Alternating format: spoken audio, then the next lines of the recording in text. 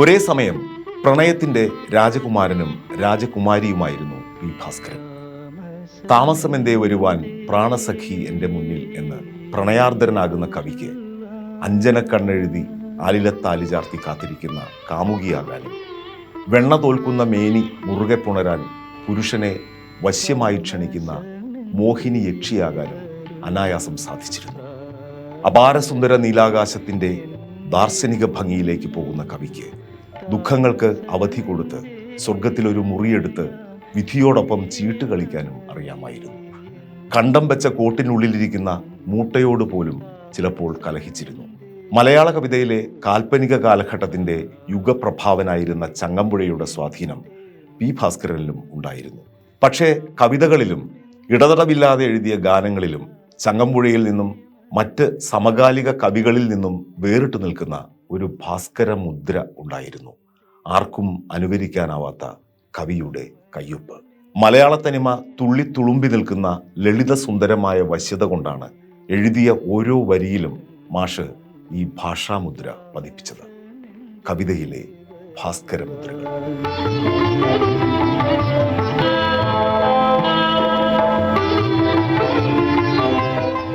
വാക്കുകളുടെ പ്രയോഗത്തിൽ അസാമാന്യമായ സ്വാതന്ത്ര്യം അനുഭവിച്ചിരുന്നതുകൊണ്ട് പെണ്ണിൻ്റെ രാത്രിയിൽ പൂത്തിരുവാതിര, ചെക്കൻ്റെ മോറ് ചെന്താമര എന്നെഴുതാൻ മാഷിന് ഒരു പ്രയാസവും ഉണ്ടായിരുന്നില്ല. വെങ്കലം എന്ന സിനിമയിലെ ഈ ഗാനത്തിൽ കഥ നടക്കുന്ന പ്രദേശത്തുള്ള നിരവധി സ്ഥലനാമങ്ങൾ സമൃദ്ധമായി വിളക്കിച്ചേർത്ത കവി നഗരമേ നന്ദി എന്ന ചിത്രത്തിലെ മഞ്ഞണി പൂനിലാവിൽ എന്ന ഗാനത്തിൽ തനിയൂരമ്പലത്തിൽ കഴകക്കാരനെ പോലെ താമരമാലയുമായി ചിങ്ങമെത്തുമ്പോൾ എന്നെഴുതി. സത്യത്തിൽ തനിയൂരമ്പലം എന്ന ക്ഷേത്രനാമം കവിയുടെ ഭാവനയിൽ മാത്രമേ ഉണ്ടായിരുന്നുള്ളൂ എന്ന് കേട്ടിട്ടുണ്ട്. വ്യാകരണ നിയമങ്ങളൊന്നും ലംഘിക്കാതെ വളരെ നിഷ്കളങ്കമായി മാഷ് പുറത്തെടുത്തിരുന്ന അനുഭവിച്ചിരുന്ന ഭാഷയിലെ ഈ ഷേക്സ്പീരിയൻ സ്വാതന്ത്ര്യം മലയാളികൾ എന്നും ഇഷ്ടപ്പെട്ടിരുന്നു. അലയടിച്ചെത്തുന്ന തെക്കൻ കൊടുങ്കാറ്റിൽ അലറുന്ന വയലാറിൻ ശബ്ദം കേൾപ്പൂ, ഉയരും ഞാൻ നാടാകെ പടരും, ഞാൻ ഒരു പുത്തൻ ഉയർ നാടിനേകിക്കൊണ്ടുയരും വീണ്ടും എന്ന വിപ്ലവോജ്വലമായ വരികൾ കുറിച്ച സ്വാതന്ത്ര്യ സമര സേനാനിയും കമ്മ്യൂണിസ്റ്റ് പ്രവർത്തകരുമായ പി ഭാസ്കരൻ 4 പേർ അല്ല 4 കാളകൾ പഴന്തുണി മൂടിയ മരക്കട്ടിൽ പേറി മുന്നേറിയിടുന്നു, കട്ടിലിൽ തുണിക്കുള്ളിൽ കിടപ്പു തൻ ചൈതന്യം വറ്റിയ വണ്ടിക്കാള, പണ്ടത്തെ വണ്ടിക്കാരൻ എന്നെഴുതി മലയാളികളെ കണ്ണീരണിയിക്കുകയും ചെയ്തു. ആധുനിക കേരള ചരിത്രത്തിനൊപ്പമായിരുന്നു പി ഭാസ്കരന്റെ കാവ്യയാത്ര.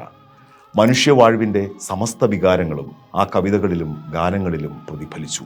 കവിയും പാട്ടെഴുത്തുകാരനുമായി മാത്രമല്ല, ചലച്ചിത്ര സംവിധായകനും നിർമ്മാതാവും പത്രാധിപരുമൊക്കെയായി അദ്ദേഹം നമുക്കിടയിൽ പതിറ്റാണ്ടുകളോളം നിറഞ്ഞു നിന്നു.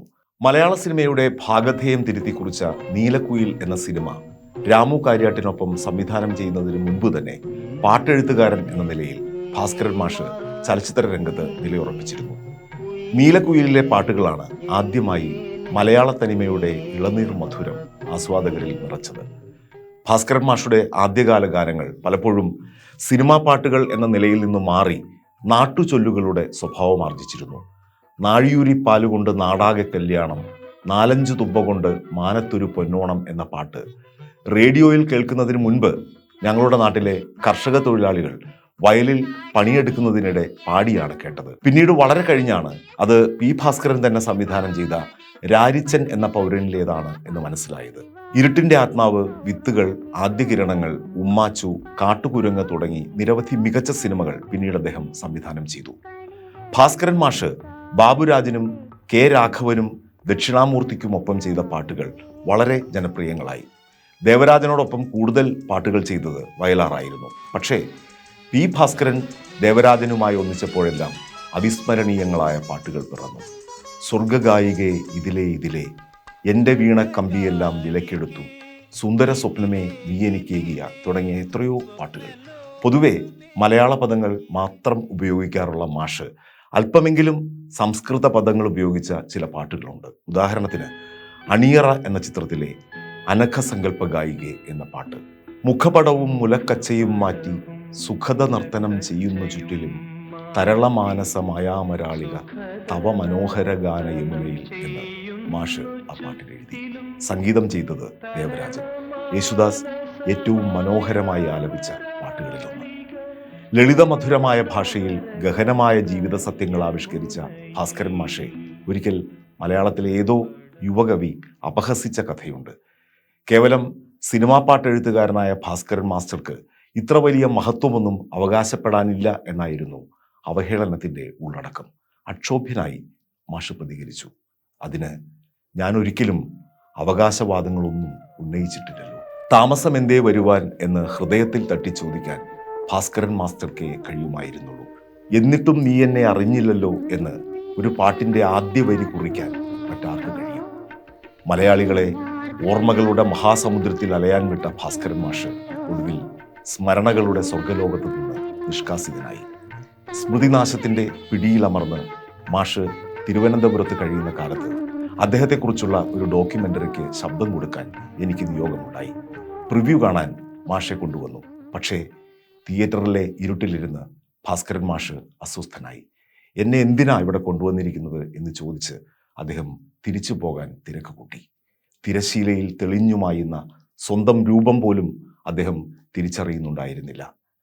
ആരെയും ഓർക്കാൻ കഴിയാതെ ഭാസ്കരൻ മാഷ് അരങ്ങൊഴിഞ്ഞെങ്കിലും മലയാളികൾ ഈ 100ാം ജന്മവാർഷികത്തിൽ മാത്രമല്ല എക്കാലവും അദ്ദേഹത്തിൻ്റെ ഓർമ്മകൾ താലോലിച്ചുകൊണ്ടിരിക്കും. പ്രണയത്തിൻ്റെ ലഹരിയും ഒപ്പം വേദനയും നിറഞ്ഞു തുളുമ്പുന്ന ഓർക്കുക വല്ലപ്പോഴും എന്ന രണ്ട് വാക്കുകൾ കൊണ്ട് എത്രയോ തലമുറകളുടെ ഹൃദയങ്ങളിൽ ഇപ്പോഴും ഓട്ടോഗ്രാഫ് എഴുതിക്കൊണ്ടിരിക്കുന്ന പ്രിയ കവിയെ എങ്ങനെ മറക്കും?